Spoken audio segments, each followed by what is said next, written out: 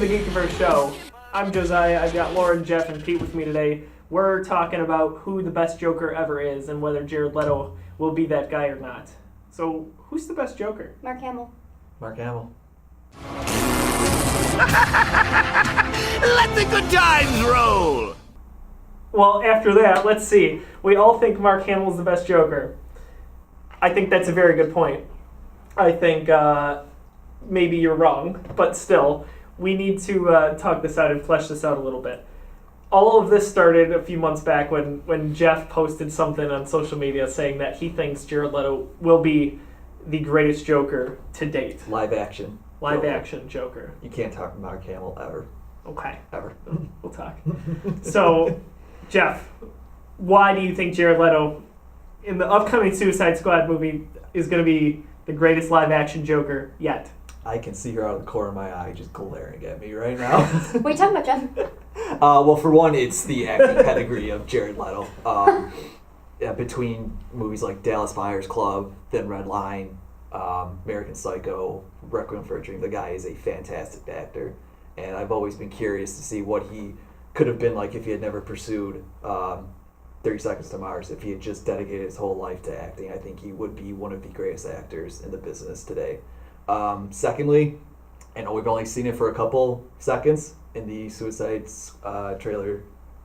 I just get the sense that Jared Leto's version is a lot closer to what I think of when I think of the Joker from the comics, which is almost lavish. He, you see the laugh, you see the smile a lot. He's almost like gleeful with what he's doing.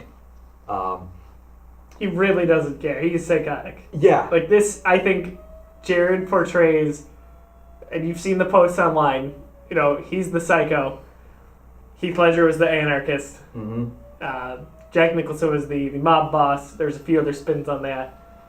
I see what you're saying there. It's almost like he's a little goofy almost. Like you're gonna laugh at just how sick and how twisted he is. Interesting. Kind of like that. Like it's like the uncomfortable laugh when you see it. Like, oh, he's being funny, but Pete's got some thoughts. He's holding something in. All right, let's talk. You're talking about Jared Leto's acting pedigree? Yeah. Is he not? Has he not won an Oscar? Up against Well, that hair. Jack Nicholson's acting pedigree? All right. Hey. I mean, of everybody who's played Batman, or I'm sorry, everybody who's played Joker, Cesar Romero in the original Adam West series, And a very good Joker too. Nicholson, Heath Ledger. Mm-hmm.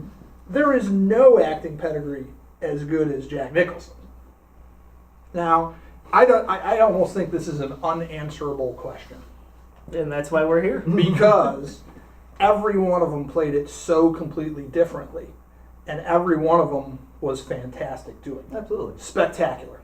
Legendary performances. All of them. Across the board. Every one of them. Cesar Romero was the best thing about the first, the Adam West Batman. He was the best thing about it by far. Burgess Meredith played a great Penguin. Cesar Romero blew him out of the water. He was the best thing about that series. So, I mean, the Joker is a iconic character, certainly, and so many layers, and you have different directors and different actors. I don't think you could say anybody is better or worse than any one of them, because all of them were spectacular. Except Mark Hamill. Except Mark Hamill. Apparently we all agree on Mark Hamill. I thought that was forced. Well, It's the voice.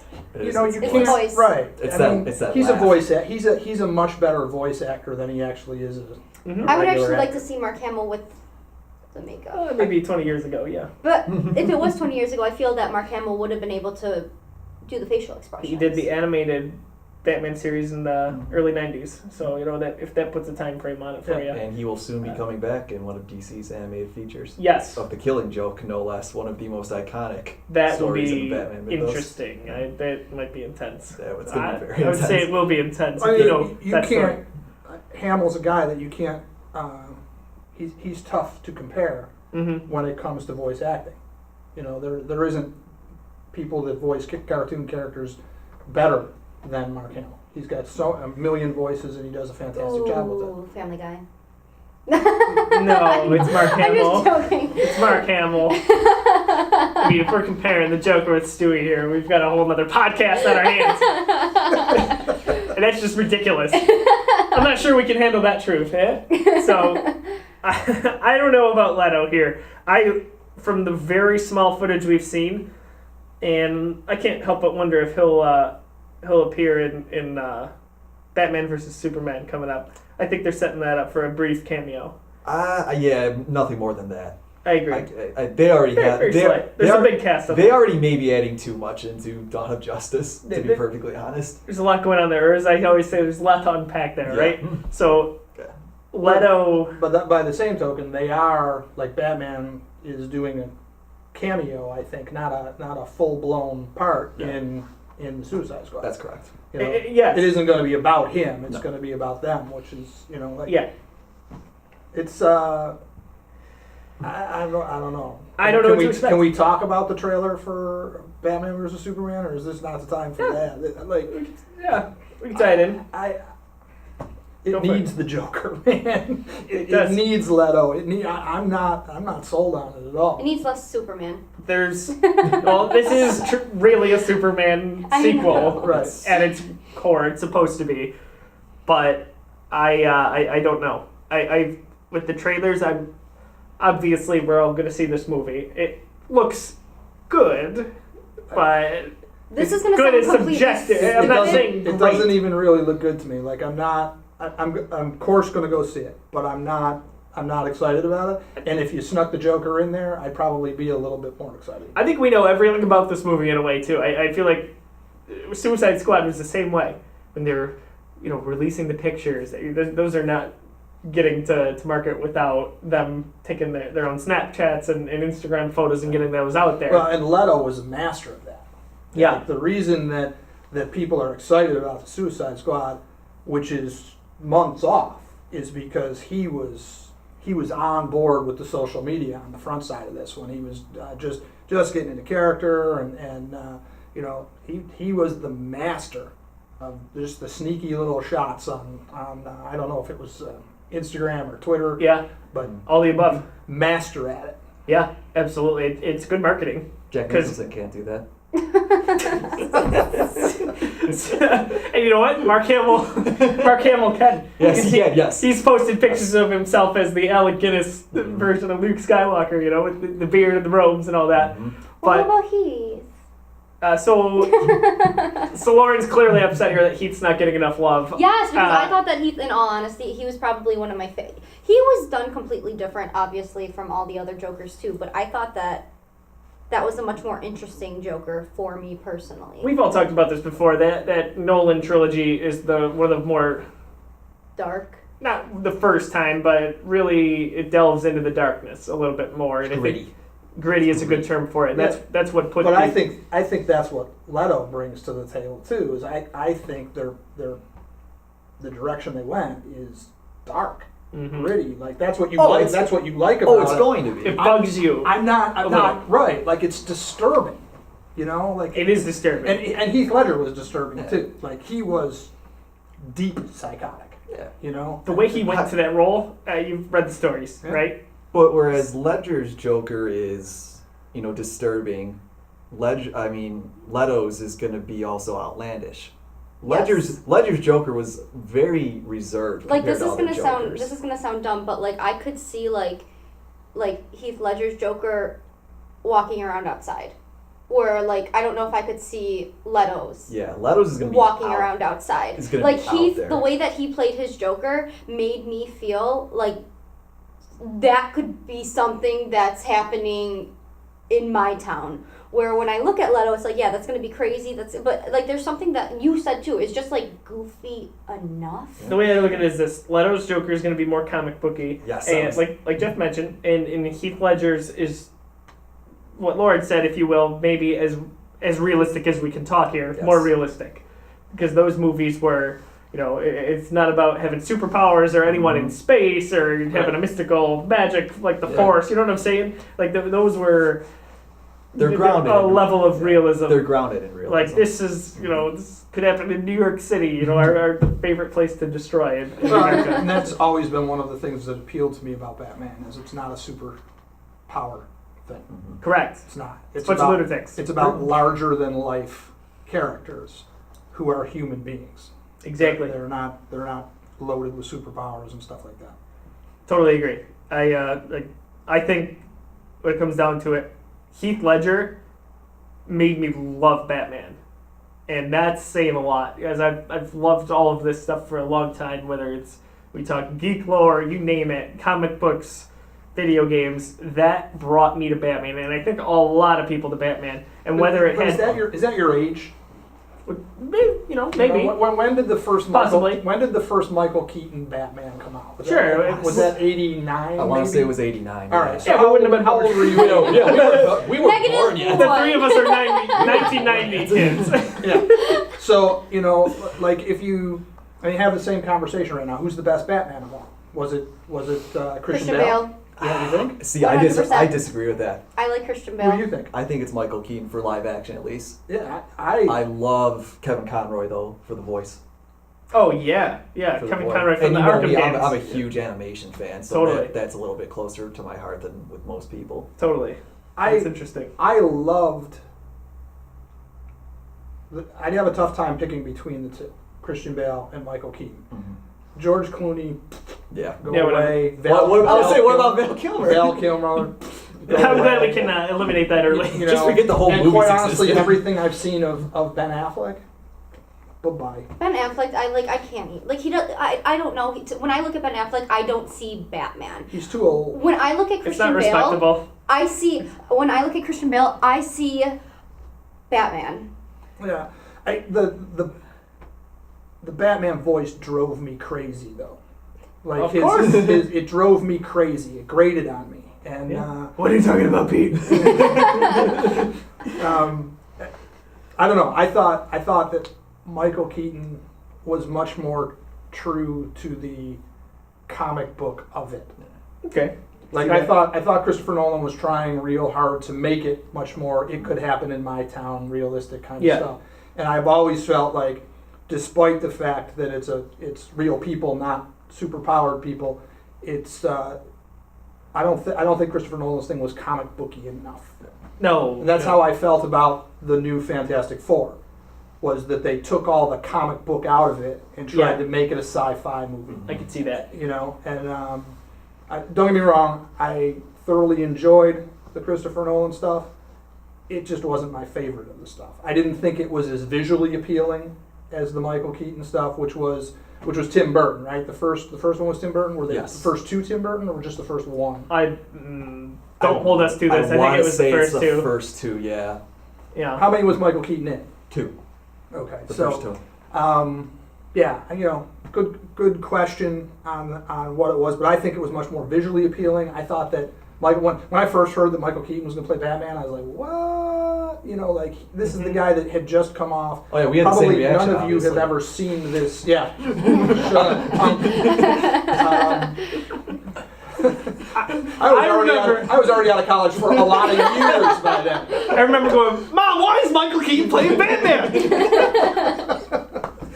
You guys all suck. Going back to something you said before, you said you think Ben Affleck is too old to be Batman. I think that's interesting that you say that, simply because the story arc that they're pulling this from for Dawn of Justice is an old Batman, which is Dark Knight Returns. And this is where Batman is middle-aged, has been doing this for years, and he's kind of sick of the whole thing. He's kind of crossing over in those comics to being really brutal, really ruthless. Some of his techniques are not what you would see from a younger Batman, which is, I'm the good guy, I gotta beat these guys up, but I gotta keep things grounded. The story arc that they're pulling from for Dawn of Justice has a Batman that's old, grizzled, and I don't care anymore. I just want to get the job done no matter what it takes. Well, and there's some cool things that from the first trailers that we saw months ago, just a little montagey kind of images and stuff. It looked very dark, very It's another gonna be. one of those. But in the new one, there's some fun humor. Yeah. They've actually injected just a couple of little things. I wasn't really in love with Man of Steel, and then at the end when he tosses the satellite down and the general's like, "Oh, that was a $20 million satellite." And he's like, "Yeah, don't follow me around with it." And I was born in Iowa, or I was raised in Iowa, or whatever. Like, you can't be more American than me, right? There was humor there, but throughout that whole storyline, there wasn't much humor. No, There really isn't. All of the Superman movies, going back to Christopher Reeve, and there's not one that I love. No, you know what? Man of Steel is probably the one that I liked most. I thought because of being under Nolan's thumb a little bit was good because of the way I loved the Dark Knight trilogy, and I thought that was you feel that spirit a little in Man of Steel. It doesn't necessarily translate perfectly, but I mean even like the way it's shot. Nolan likes the darkness, and Man of Steel was dark, and I've never I 100% buy into the darker Batman. Mm-hmm. But Superman's never been a dark character. No. Ever. In anything, That's not true. That is not true. Well, I mean... I would recommend you read Red Sun, or you read the Earth One graphic novels by Straczynski. When did those come out? Well, Red Sun is not all that new anymore. Red Sun, I believe, was early 2000s. Earth One, these graphic novels by John Michael Straczynski. When you're my age, that is okay, new. Okay, but that is also, you could say, when the renaissance of superheroes began, early 2000s. All right. Where this big streamline push to the mainstream started happening. Yeah. We talked about it last week when it's become mainstream, right? Right. All this geek culture is... everyone can talk about it or relate to it in some way. Mm-hmm. It's not limited to just a smaller niche crowd anymore. Yeah. So I listened to a podcast last night that it was an audio podcast that two of my buddies did, and they spent a fair amount of time. They started just talking about Jessica Jones, and as it went on, these are two guys that I've known them both for a long time. They're friends. They're good friends. Had no idea that these guys were watching comic books. They finished their podcast talking about the games they're playing. I'm like, you guys are two of the most serious guys I've ever met. What do you I never pictured it at all. So I agree that geek is spreading out now. It's in geek is chic. With Man of Geek is chic. Put on a t-shirt. That's from The Big Bang Theory. I can't take credit for that. Come on, guys. I'm surprised no one called me on that. Okay. With Man of Steel, I think they had a little bit of trouble balancing Superman's tone, because I felt like growing up, a lot of people didn't like Superman because he was too 1950s, too corny, too perfect and moral. So they wanted to try and make him grittier, make him appeal to this newer generation, and they maybe went a little too far. Maybe they could have balanced it a little bit more. Why does grit appeal to this generation? I don't know. I asked the same all. question. I don't agree with it. But I think people that's what make they were that- I think that's what they were going for with Man of Steel. But People humanize that, and Alright. they relate to it. do they? What was the most popular Marvel movie in the last couple years? Avengers. No, it wasn't. People are doing backflips about Guardians of the Galaxy. Okay. There was no grit there. There's not really much grit in the first Avengers. There's not much grit in the second Avengers. Not Marvel's not taking that route. No, And Marvel's taking the comedy route. Right. And DC is taking that route. DC is taking that kind of darker side. Totally. Yeah, I think there's a balance issue because you've always heard people say, "I don't like Superman. He's too generic. I hate the guy in the blue suit and the cape," and they want to try and make it a little more edgy. And I think they're not finding that perfect balance that you need for that. I think that's definitely topic for a different conversation, Yeah. if you will. But Yeah. I think the tones are night and day Yeah, oh, with absolutely. those. Jumping back to the Joker a little bit here. So you hands down think, well, maybe not hands down. No, I hands down think you cannot choose the You best can't. Joker Cannot because decide. every one of them was awesome. But if you had to. And they're all unique. She is pointing a hypothetical gun at you. If you had to, and then I'll holster it. If I had to, I loved Jack Nicholson. I did. And I mean, he was part of that Michael Keaton Batman reign, which It's is not a which is bad my pick. which is my Not a favorite. bad one. pick at all. Lauren can't handle the truth. Jeff. Live action or in general? In general, if you had to choose right now, right this second, choose. Right now, Mark Hamill. I may, maybe I'll change that in a year from now, and we'll see what Leto does. So right now, you think, come next August, you think Jared Leto, we have this conversation again, is your guy. I'm not saying that. I'm saying it's I think you should say it. I'm saying it's a strong possibility. I'm saying it's a possibility because I think Leto is going to channel the Joker that has been most prominent throughout the comics. Okay. I love where he's going with it because, again, I think it's unique. I don't want to see Heath Ledger's done again. I don't want to see Jake's done again. Because no one's. I only want to see Heath Ledger done again if Yes. Heath Ledger's doing it. Yeah. Right. Right. I would have loved to have seen more of him because he was just so fantastic. It was such a psychotic. I think you said anarchist. Like just absolutely psychotic. He had no. When he was wearing that nurse's uniform. That was real too. When he was blowing up the hospital, that was his real reaction because when he pressed the button, I was reading. That's true. It did not work. So when he goes to blow it up, again, and he does when this? he jumps, and when he looks behind him, that was not acting. That was his true reaction because it didn't work the first time. He's another one of those guys that went too soon. Absolutely. Obviously that awful death aside, being way too young to lose such a person like that, it is a shame that we couldn't have seen him in the next film because you know what? They didn't kill him off at the end of that one. Nope. True. They set it up nicely so that it played along with the storyline, but he brought so many people to that movie, whether it was for his performance or because of his death. I don't know. That's not we're never going to know, but I'd say it's kind of irrelevant. And it worked inside that framework. It did. You could not pick up Heath Ledger and put him inside the Michael Keaton, Tim Burton framework and make it work. It just you'd argue the same for Christian Bale, right? Yeah, different guy, right? Absolutely. That Batman Gotham needs to stay where it is. And I love the first. I never get the order right. The first is Batman Begins. Is yes. The first one in that trilogy, and the thing that I like about that is really, it's the only one that's a true origin story. Mm-hmm. I mean, it shows him grinding the spikes for the side of his, gauntlets and stuff like that. So you really get origin story there. Where we all know the origin story is, Martha and Thomas Wayne killed on the way home from the theater, and then been done to death. No pun intended. Then he becomes Batman. But you actually see the transition to Batman, which you don't see in any of the other films. We just know the backstory. We just never saw that. Agreed, and those films pair up nicely with each other. I think that's Jeff's favorite in the trilogy, right? Batman Begins. Yeah. It was. I also have a soft spot for Ra's al Ghul, so that's part of that. That storyline was great, but that's probably another topic as well. So, Lauren, live action in why? Heath Ledger, 100%. Because I don't need a reason. You're all just wrong. All right. Enough said. I was afraid of that. Call it a day, guys. Like I said, because for me, I could leave the studio today, walk outside, and I could see Heath Ledger as the Joker walking down, and to me, I don't understand that. I guess real.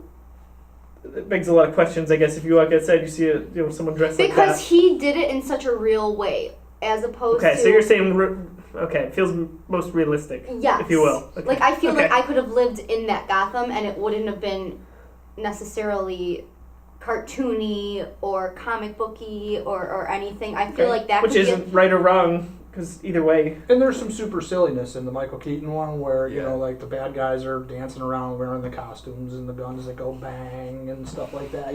There's definitely that. And there was none of that in the Nolan trilogy. I mean, the first scene when Joker's robbing the bank and he gets away by taking the school bus and putting it into the line of school buses. To me, that's something that's an everyday. I mean, it's so. Seeing that movie, feeling like you couldn't kill him, feeling like he was just impossible to catch, was awesome. I will say. Mm-hmm. In that first bank robbery scene, I mean, that's like something out of Point Break or like another movie altogether. It didn't have that Batman feel to it at all. It was absolutely the bank robbery movie that we've seen all 100 different times. The Inside Job, or any one of those kind of bank job. Whereas by comparison, Jack Nicholson's Joker pulls out a sniper rifle from his pocket Right. to shoot down the bat plane. It's definitely more comic book. Right. Absolutely. That's the style that I kind of like. Sure. I agree with that personally. Yeah, I mean, you can't. You're right. You can't. This is the goofy side of the room. This is the Not Always has necessarily. been. this is the ridiculous I side. can't argue that Always fact. That is the goofy side of the room, but you gotta embrace it. With Mark Hamill being the Joker in the animated series throughout the years, if you haven't seen those, by the way, go back and watch them. If you're only picking a few, they do a really good Harley Quinn origin story. I think it's called Mad Love, but it is so well done with the Joker there. And if you've played the Arkham games specifically, go back and watch those. You will really appreciate it. It is really good. Did you ever watch Mask of the Phantasm? I've not. It was an animated movie that they released in theaters in the early '90s, and it was Kevin Conroy, Mark Hamill. Oh, Very, very good movie. It felt like it could have been a Hollywood release, but it's animated. that's impressive. Those two together are very good. And I was incredibly thrilled when Mark Hamill was back for, again, big spoiler alert here. If you have not played Arkham Knight, stop listening and watching right now. Okay. If you haven't played it, why are you watching this? So Mark Hamill coming back as the Joker in Arkham Knight, the final game of that trilogy, is awesome. And it was such a fitting end to that game, which we did a review for. I scored it just shy of a 10 right at thegeekiverse.com. So go look at that, and if you disagree, please comment. But I think that's the point of this is there's no right answer to this. While it is subjective, for the most part, I think we can all agree that they were all awesome. Yeah. Because they are just so unique iterations of the Joker. They really are. And it's crazy that you can do a character so differently. Every single time. It really Like is. there's nothing similar about any one of them. Nope. And No. he still There's- is like the most popular character. Yep. There's no one- matter how he's done, everybody always loves the Joker. There's one Darth Vader. There's Right. We don't know that yet. Watch last week's Robert. episode. The Dread Pirate Robert. It's funny because I just watched Princess Bride the other night. There you go. I would also be remiss if we didn't mention, he's not maybe quite at the level of the others, but Jerome from Gotham was a really, really interesting take on it, seeing that he mixed, I think, a lot of their styles into it. Yeah, I agree. Mark Hamill's laugh, pretty impressive to get that down. I love the laugh. Keep it. Yeah, exactly. That is fantastic. Also, I think he had a little bit of Heath Ledger's gritty voice in there, where he'll get real low and in your face with it. And some of the animation you might see in Jack Nicholson. His facial expressions. And Heath Ledger's brutality. Yeah, Like he was Just a doesn't care. brutal character, and he thinks it's hilarious. And maybe in the one particular scene in the one Gotham episode where he's in the cop station and he's got everyone hostage and he's just doing unspeakable things.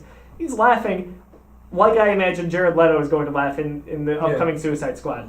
So Videoing him. that was a culmination, I think, with Jerome's character of all of them. And I really encourage you to watch the beginning of season 2 of Gotham if you haven't seen If that. anything, that was really cool to see a little Joker. Not like a little Yeah, Joker, but he's a young maybe 15. Right. Joker. Right. And it's probably, I mean, Jeff may have a different opinion, but that's probably the closest we have to a Joker origin. Is there anything else I'm missing? Jeff's our comic book guy, like real. I mean, unless you're talking about that 1940s comic where they talk about the Red Hood Yes. falling into the vat. Okay. I can see that approach a little bit. I mean, there's a few others, just one-off comic books that have been released over the years. Literally like one issue that just talk a little bit about the Joker. That's part of the allure. But in nothing. the Tim Burton ones, he falls into the Vat of Chemicals, so you have the Right. you have the sort of origin story there. It doesn't Sure. go back to when he's a kid and his parents messed him up. Totally. So It's that's part of the allure of the Joker is that you don't. It's not like Batman. You know the story. They can show it 1,000 times and do it over and over, but you always know how it is. Like there's really no gray area, except with Gotham, we're still trying to figure out who murdered the parents. But There is no one definitive origin of the Joker. that's part of what makes it awesome to me. Yes, there is no one. Even he says, maybe this happened to me, maybe it's not. He Absolutely. specifically says that one, I can't remember what the story arc is in the comics, but he says, this is how I got, the white skin, the crazy lips. Or maybe I'm lying. Well, that's like Heath Ledger's version. Do you want to know how I got these scars? Yeah. You know, it's just- like every time Just it's like flashbacks, right? Yeah. Or what he's telling us. We don't, Right. we don't know. Who knows, if he's messing with us or not. That's... Yeah. he could just be a really good makeup I artist. mean, maybe I might be the Joker myself, Oh, I show you how I got this hoodie. yeah, you're a Joker, all right. Absolutely. Well, I'm sure we're going to be talking a lot more about this as Suicide Squad nears next August, Yes. 2016, Mhm. Dawn of Justice. So Batman versus Superman, that's coming out in the spring. Yep. Obviously we're going to have some more debates on this, but you can view all this on our YouTube page. Go to facebook.com/Geekiverse, on Twitter @_Geekiverse, and the same for Instagram. You can follow me on Twitter. I'm at Josiah LeRoy. Lauren, where can we find you on Twitter? Little Miss Funeral. Just Little Miss Funeral. Little Miss Funeral, folks. Jeff I'm Jeffrey Pavs, Pavs. and Pete. At Pete Herr. Beautiful, and that's all we have for this week on The Joker. Thanks for watching.